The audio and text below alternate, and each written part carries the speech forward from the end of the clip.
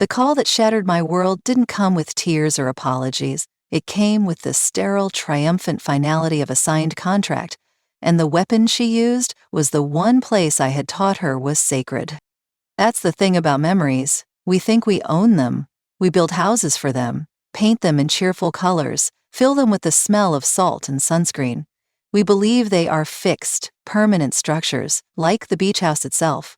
But we are merely the caretakers. And sometimes, the heirs apparent decide to sell the land out from under the ghosts. My daughter Elise called on a Tuesday. I was in my city apartment, miles from any ocean, polishing the silver picture frame that held a photo of her, aged 7, grinning with a gap-toothed smile a starfish held triumphantly in her sandy hand. I knew, with a cold certainty that settled in my bones, that this was the call I had been dreading for a year. I picked up. "Elise?" Her voice was bright, efficient, layered with the unshakable confidence of someone who has just closed a deal. "Mom, hi. It's done. We're signing the final papers tomorrow. The movers are coming for the last of the furniture in the morning." I said nothing. The silver frame felt cold and heavy in my hand. She mistook my silence for confusion. "The beach house, Mom. It's sold. I told you the offer was too good to pass up, so we're leaving tomorrow. It's finally over." Bye. Finally over. As if our past was a burden to be unloaded, as if the walls that held the echoes of her father's laughter were a prison to be escaped.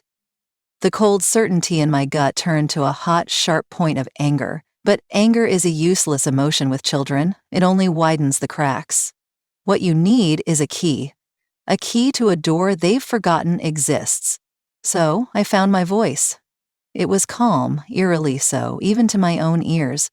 "But you forgot one thing." A pause on her end. I could hear the faint sounds of her life. A keyboard clacking, the hum of a luxury car. My world was silence and memory, hers was motion and future. "Forgot? What are you talking about? The lawyer handled everything, the title is clear." I couldn't help it. A laugh bubbled up from a place deep inside me, a place she hadn't been able to touch with her realtors and her paperwork. It wasn't a gentle laugh. It was loud, sharp, and full of a secret that had been waiting 30 years to be told. It was the laugh of a woman holding the winning card in a game her opponent didn't even know they were playing. The laughter died down, and I could feel her irritation crackling through the phone line. "Mom? What is so funny? Are you okay?" I took a slow breath, my eyes drifting from the photo of the 7-year-old to the window where the city lights were beginning to blink on like cold, distant stars. "Oh, I'm perfectly fine, darling. It's just the house you sold? The one you just signed away? It wasn't mine to sell." The silence on the other end was absolute. No keyboard, no car hum, just a void of stunned confusion. I let it stretch, savoring the dramatic tension. This was the pattern interrupt, the moment that everything she thought she knew was about to be upended. "What are you talking about?" she finally whispered, her voice stripped of its professional veneer. "Of course it was yours. You and Dad bought it. I grew up there." "You grew up there," I agreed, my voice softening. "You learned to walk on that splintery porch. Your father taught you to swim in that icy water. We celebrated every birthday, every victory in those rooms. But we never owned the deed." "That's impossible," she snapped, the lawyer enlaning, reasserting itself. "I've seen the paperwork. I handled the estate. The house passed to you when Dad died. The house," I said slowly, deliberately, "is named C. Spell.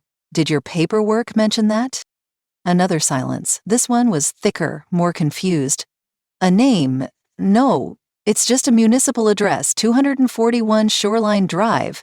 To the county assessor, perhaps, but to anyone who has ever loved it, it's C. Spell. And C. Spell was never just a house. It was a promise. And so, I began to tell her the story. The real story. Not the one about mortgage payments and property taxes, but the one about magic. It was the summer of 1978. I was 20, a university student with ink-stained fingers and a head full of poetry, working a miserable waitressing job to pay my tuition. Your grandfather, my father, had just lost his job at the factory where he'd spent 30 years bending steel and dreaming of something more. The air at home was thick with a silent, desperate anxiety that seeped into every conversation, every meal. My mother would stare out the kitchen window, her hands idle in the sink, while my father paced the living room, his footsteps wearing grooves in the faded carpet. My dream of becoming a writer felt like a selfish, impossible fantasy in the face of their struggles. How could I justify scribbling stories when the bills were piling up, when the refrigerator hummed with emptiness?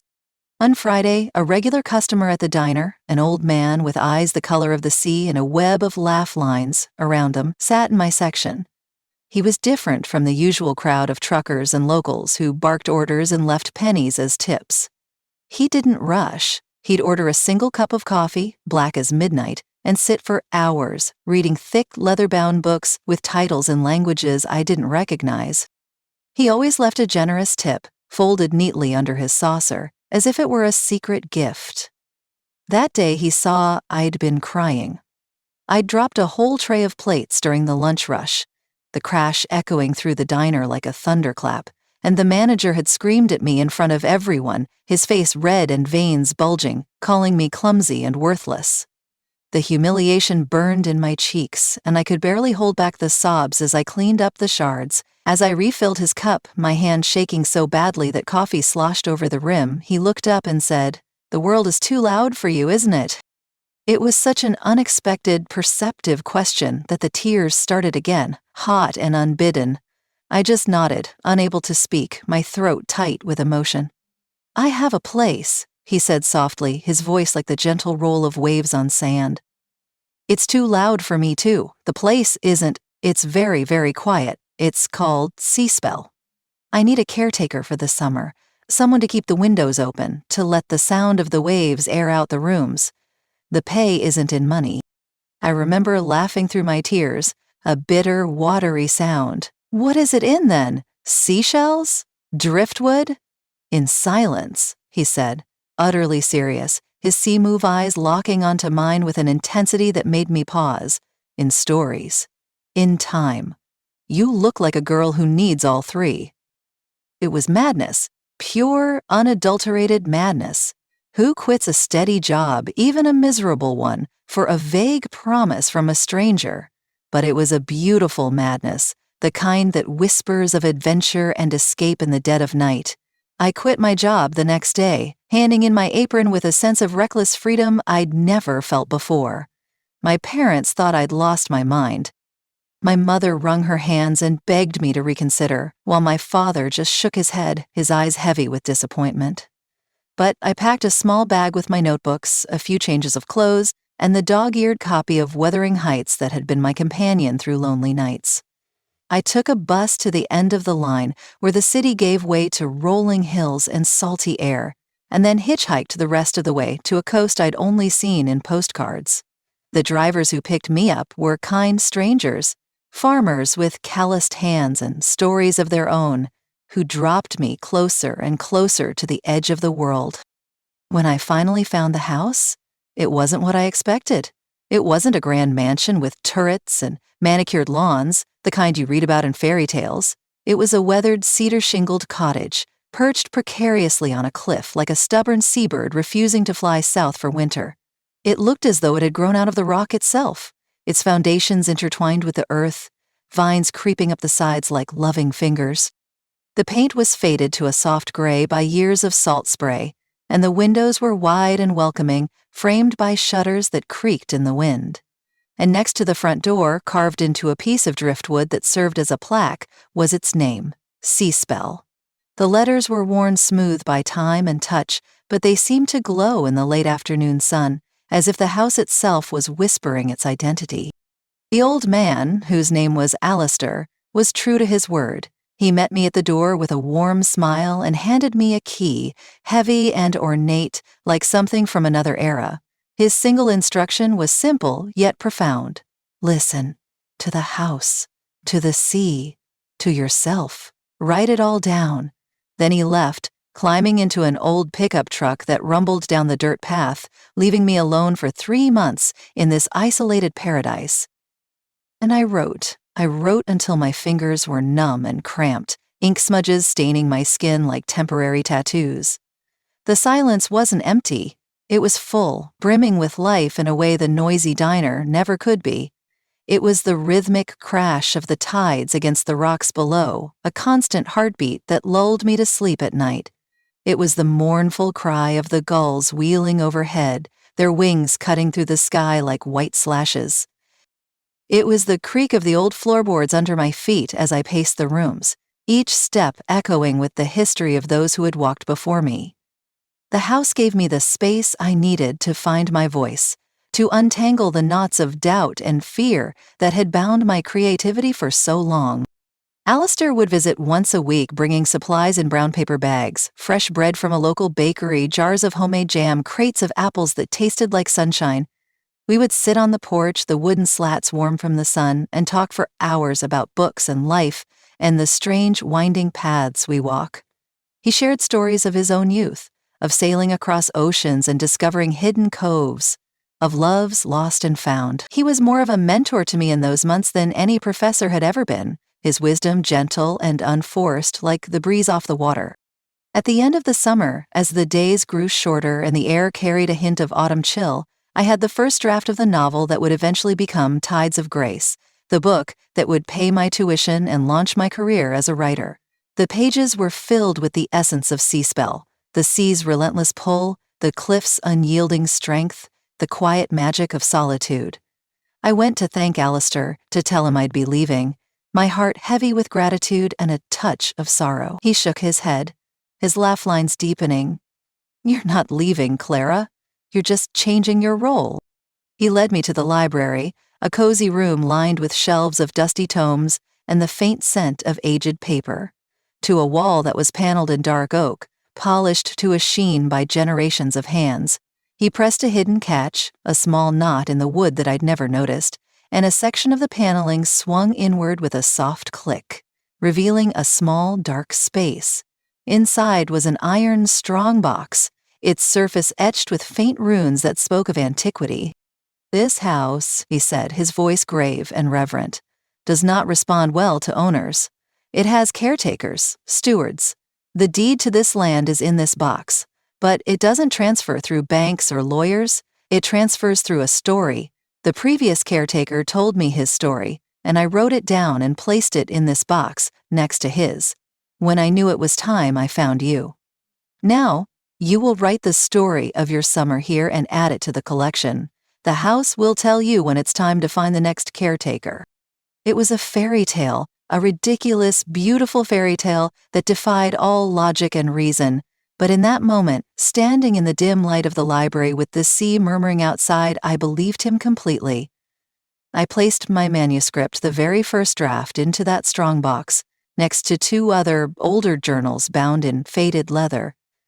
Their pages were yellowed with age, filled with handwriting that spoke of different eras, one elegant and flowing, the other bold and angular. I became the steward of Sea Spell, bound not by legal documents, but by the power of narrative.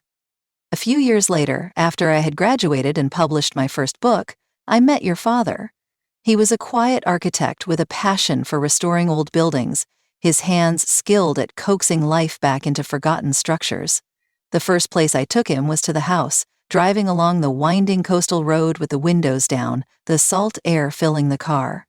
I wanted to see if the house approved of him, if it would welcome him as it had me. We spent a weekend there, wandering the rooms and the cliff paths, the sun setting in a blaze of orange and purple over the water. I watched him closely. He didn't just see a quaint cottage, he felt its soul, the way the light filtered through the windows in golden shafts, the way the walls seemed to breathe with the rhythm of the waves. He instinctively knew which floorboards creaked and fixed them without being asked, his tools moving with a gentle precision. He sat for hours on the porch, just watching the sea, his face relaxed in a way I'd never seen in the city. On our last night, as we sat by the fireplace with the crackle of driftwood flames warming the air, he turned to me and said, "This place feels like a verb, not a noun. It's not a house. It's to shelter. It's to heal." I knew then that he was the one. I showed him the strongbox that very evening, leading him to the library under the soft glow of a lantern. I told him the rule, the tradition that bound the caretakers. He didn't laugh or dismiss it as folly. He understood, his eyes lighting with a quiet wonder. We were married on the porch the following spring, with the sea as our witness and a handful of close friends gathered around. The vows we exchanged were simple, but they echoed the house's promise: to listen, to care, to pass on the story. When you were born, Elise, we brought you there when you were just 2 weeks old.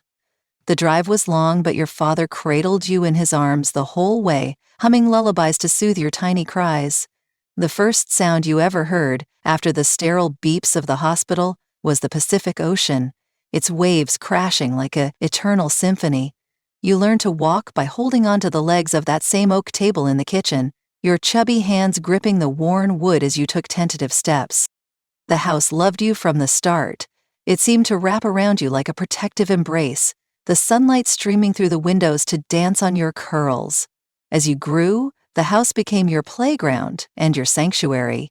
You chased fireflies in the yard on summer evenings, their lights flickering like tiny stars.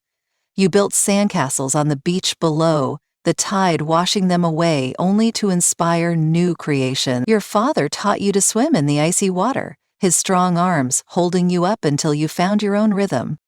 We celebrated every birthday there, with cakes baked in the old oven and candles flickering in the sea breeze. Every victory, your first tooth, your first word, your first day of school, was marked in those rooms, the walls absorbing the joy like sponges. The house loved your father, too. When he grew sick, the cancer creeping through his body like an insidious fog, the house became his sanctuary. We moved there full-time in his last few months, leaving the city behind for the healing quiet of the coast. The sea air couldn't save him, no matter how much I prayed to the waves and the wind, but it gave him peace. He would sit on the porch, wrapped in blankets, watching the horizon with a serene smile, as if he were already halfway to whatever lay beyond.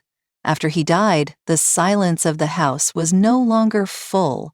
It was empty, echoing with his absence. I couldn't bear to stay there without him, the rooms too haunted by memories.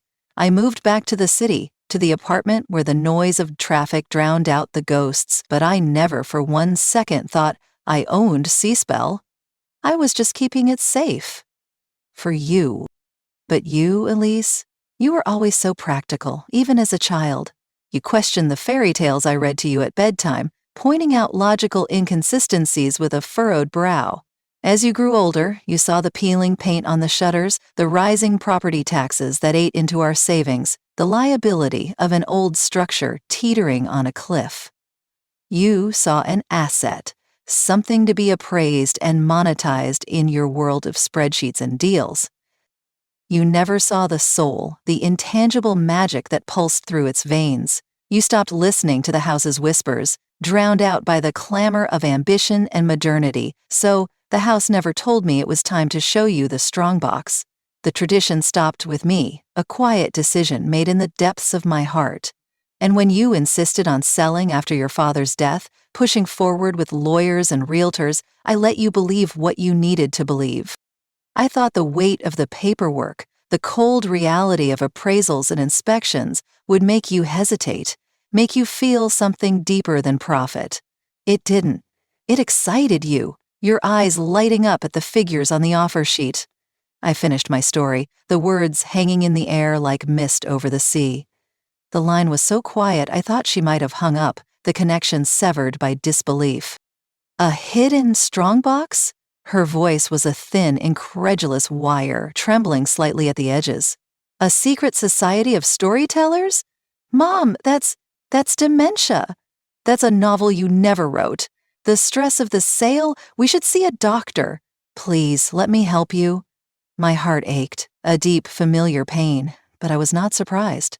She had built her life on facts and figures, not on the fragile beauty of stories. The key to the strongbox is hidden inside the belly of the ceramic mermaid on the mantelpiece, the one you always said was tacky with its chipped scales and overly bright colors. The one your father gave me when I was pregnant with you, as a joke that turned into a cherished talisman. The combination to the lock is the date of the summer storm of 1978, the one I wrote about in my journal, the storm that raged for 3 days and nights, lightning splitting the sky like veins of fire. The date I met your father, years later, under a similar tempest. I heard a sharp intake of breath, then the sound of a car door opening, an engine roaring to life with a determined growl. I'm driving there now, she said, her voice trembling with a mixture of fury and a desperate, terrified hope.